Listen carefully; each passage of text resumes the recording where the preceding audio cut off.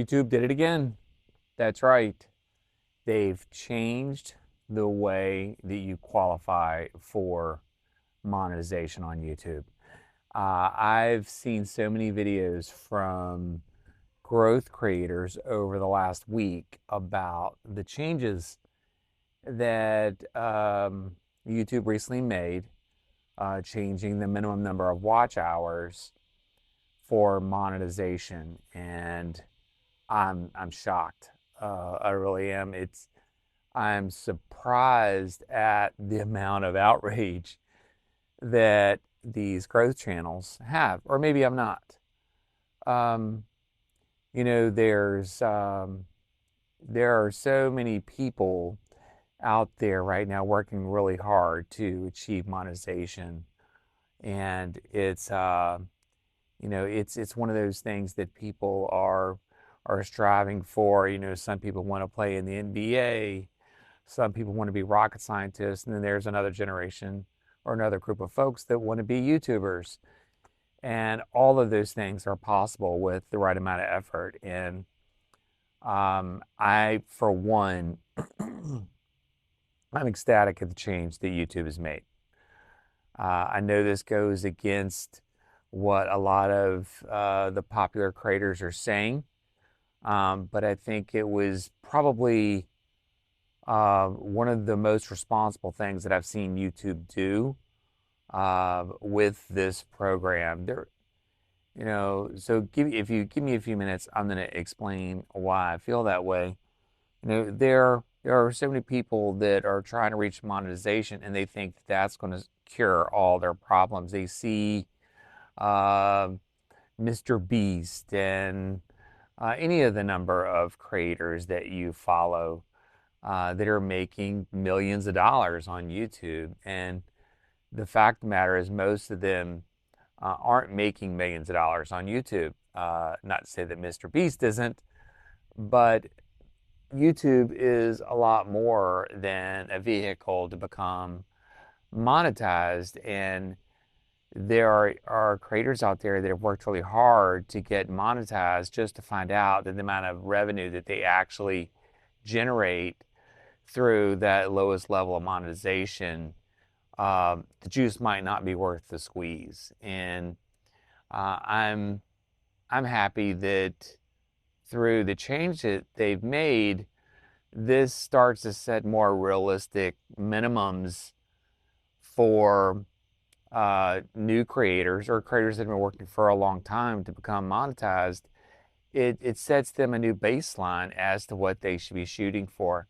The fact is, if you were just shooting for 1,000 subscribers and 4,000 watch hours, you might as well have monetization turned off, because the amount of revenue that you're going to generate probably isn't going to pay for your camera gear, let alone going to help you pay your bills. So I think it's one of the first things that have happened, um, genuine things that have happened, that YouTube's done to be responsible. And with all the focus on responsibility of social networks and media these days, I think this is the least that they could do. Quite frankly, they probably could have went higher than this. I'm glad they didn't, at least not right now. But I think they probably could have went higher, and maybe they should have, because this platform is a lot more than just becoming monetized. You know, I'm a real estate agent in Virginia, and my point on being on YouTube these days has nothing to do with monetization. I do monetize YouTube, but not in the way that YouTube is set up for. I don't need watch hours to become monetized. I need to connect with the people that are viewers on YouTube in the hopes to help them achieve their real estate dreams. And that's my goal here in Virginia as a real estate professional. It's not just to generate a lot of views on YouTube. That's great, and that helps you connect with your audience, but that's not what my goal is. And I think it's a responsible thing for YouTube to do, because uh, if you're watching this, you are. The algorithm is constantly shifting, and it's very interest based, and you're going to see things that you're most interested in. And a lot of older YouTubers are seeing their views drop drastically because at one time it was all about seeing who you were subscribed to, and that's definitely not what the algorithm works for now. Personally, I like to see some changes to that because I miss being able to find channels that I've subscribed to. But I do understand the purpose of the current platform, and I think it's up to creators to figure out how to best utilize this marketing platform, which is what it is, to monetize their product, whether that be the purely the content that you create, a system, a service, whether it's for entertainment, but you need to make videos to connect with the public that you're trying to serve. And if you're not doing that, then people they're not gonna stay on YouTube.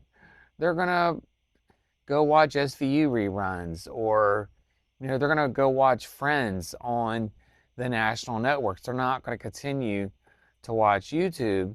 And I've been a YouTube Red subscriber since it came out, and I'm a huge fan of YouTube. And I'll be honest, I have watched more broadcast TV over the last 6 months than I've watched in years, and that's because of kind of what we're getting served up.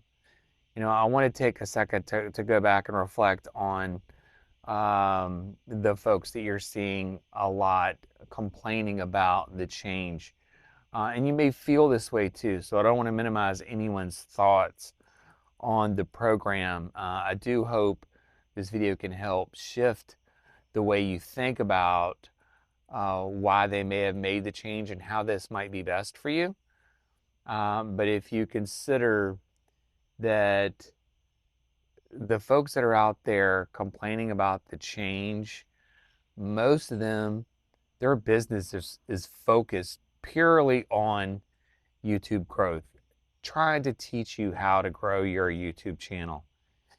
They need people to be, um, they need people to desire to create a YouTube channel for some reason. And most people are doing this to reach that monetization platform. But if it puts $30 in your pocket, actually, it won't put $30 in your pocket. They won't even cut you a check for $30. But if it's only putting $100 in your pocket every 2 or 3 months, what is that really doing? You're more likely to get disgusted with the platform, become frustrated with the process. You're going to think you're being shadow banned. You're going to come up for all kinds of reasons why you should be doing better. And quite frankly, you're just not there yet, right? It's not unlike anything else that we do in life. When you're an entry-level employee at any job, you make the minimum. You might start as an apprentice and make nothing. You may volunteer your time to learn a skill to later become highly skilled at that and generate a lot of income for yourself. And I think this is a step to help YouTube better position themselves to do this. So I hope this helps someone. I hope it connects with some of the viewers out there. And I, for one, I don't want you to give up. If this is something that you're passionate about, I would tell you to make videos, regardless of whether you're getting paid for them or not. Talk about things that interest you, whatever. Talk about your shtick. If it's growth, that's fantastic too. But talk about what you're passionate about, and people will go and connect with you. So YouTube, I don't think you're doing that bad of a job, but let's work on getting more of that subscriber activity back in my feed. All right. With that, I hope everybody has a great day. Until then, I'll see you at the beach.